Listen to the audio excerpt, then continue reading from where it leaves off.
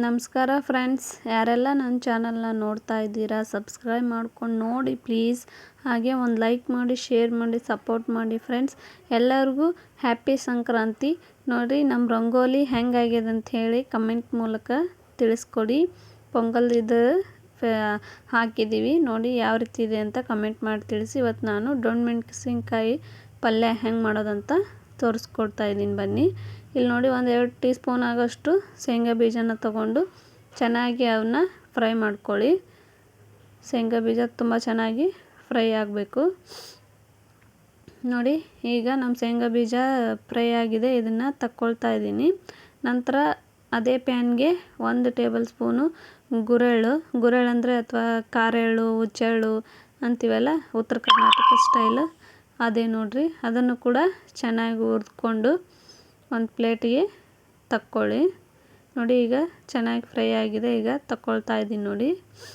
ಇದೇ ಫ್ಯಾನ್ಗೆ ಈಗ ಮೆಣಸಿನ್ಕಾಯಿ, ಕ್ಯಾಪ್ಸಿಕಮ್ ಅಥವಾ ದಪ್ಪ ಮೆಣಸಿನ್ಕಾಯಿ ಅಂತೀವಲ್ಲ, ಆ ರೀತಿಯಾಗಿ ಇರ್ತಾವಲ್ಲ, ಈ ಮೆಣಸಿನ್ಕಾಯಿನ 1 ಟೇಬಲ್ ಸ್ಪೂನ್ ಎಣ್ಣೆನ ಹಾಕಿ ಚೆನ್ನಾಗಿ ಅದನ್ನು ಫ್ರೈ ಮಾಡ್ಕೊಳ್ಳಿ. ಇದು ನಮ್ಮ ಉತ್ತರ ಕರ್ನಾಟಕದ ಕಡೆ ಫೇಮಸ್ ಪಲ್ಯ ನೋಡಿ. ಈ ರೀತಿಯಾಗಿ ಚೆನ್ನಾಗಿ ಫ್ರೈ ಮಾಡಿಕೊಂಡು ತಕ್ಕೊಳ್ಳಿ ಒಂದು ಪ್ಲೇಟ್ಗೆ.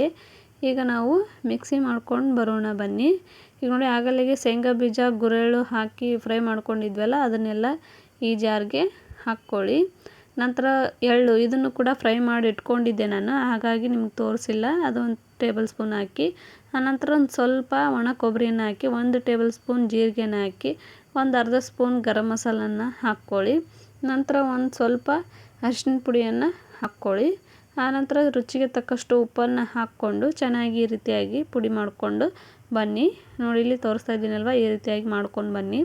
ಈಗ ಮಸಾಲೆ ಮಾಡೋಣ ನೋಡಿರಿ. 1 ರಿಂದ 2-3 ಟೇಬಲ್ ಸ್ಪೂನು ಎಣ್ಣೆನ ಹಾಕ್ಕೊಳ್ಳಿ. ಆನಂತರ ಸಾಸಿವೆ ಸಿಡಿಸಿ ಚಟಪಟ ಅಂದ ನಂತರ ಅದಕ್ಕೆ ಸ್ವಲ್ಪ ಜೀರಿಗೆಯನ್ನು ಕೂಡ ಹಾಕ್ಕೊಳ್ಳಿ.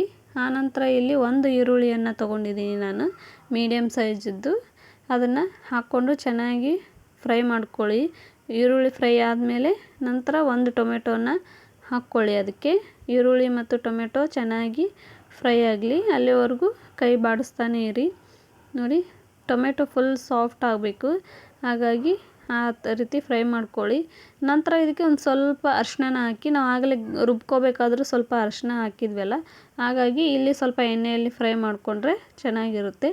ಆನಂತರ ಇದನ್ನು ಚೆನ್ನಾಗಿ ಫ್ರೈ ಮಾಡ್ಕೊಳ್ಳಿ ನೋಡಿ. ನಾನು ಯಾವ ರೀತಿಯಾಗಿ ಮಾಡ್ಕೊಳ್ತಾ ಇದ್ದೀನಲ್ವ, ಈ ರೀತಿಯಾಗಿ ಮಾಡ್ಕೊಳ್ಳಿ ನೋಡಿ. ಈಗ ಇದು ಫ್ರೈ ಆಗಿ ಕುದೀತಾ ಇದೆ ಅಲ್ವಾ ಎಣ್ಣೆಯಲ್ಲಿ. ಈಗನೇ ಆಗಲೇ ಮೆಣಸಿನ್ಕಾಯಿ ತೊಗೊಂಡಿದ್ದೆಲ್ಲ, ದಪ್ಪ ಮೆಣಸಿನ್ಕಾಯಿ, ಮೆಣಸಿನ್ಕಾಯಿನ ನಾವು ನಮ್ಮ ಕಡೆ ಮೆಣಸಿನ್ಕಾಯಿ ಅಂತೀವಿ, ಉತ್ತರ ಕರ್ನಾಟಕದ ಕಡೆ ನೋಡಿ. ಇವು ತುಂಬ ಖಾರ ಇರ್ತವೆ, ಅದನ್ನು ಹಾಕ್ಕೊಳ್ಳಿ. ಆನಂತರ ನೋಡಿ, ಇಲ್ಲಿ ಆಗಲೇ ಶೇಂಗಾ ಬೀಜ, ಗುರೆಳ್ಳು, ಎಳ್ಳು, ಕೊಬ್ಬರಿ, ಜೀರಿಗೆ, ಉಪ್ಪು ಎಲ್ಲ ಪುಡಿ ಮಾಡಿ ಇಟ್ಕೊಂಡಿದ್ವಲ್ಲ, ಆ ಪುಡಿಯನ್ನು ಸೇರಿಸ್ಕೊಳ್ಳಿ.